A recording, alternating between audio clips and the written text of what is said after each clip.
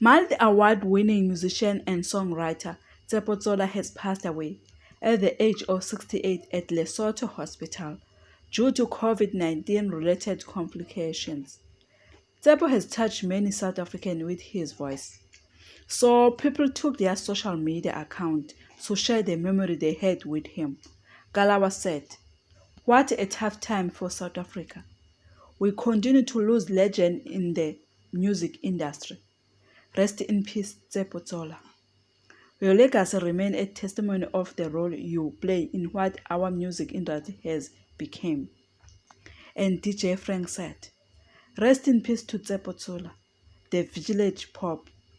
His music carried me through a really weird time in my life as a young boy in John Michael Primary School, where no one understood what I was going through. His music carried me. I thank you. Please don't forget to subscribe, like, comment, and press notification button to be the first to see whenever I upload it."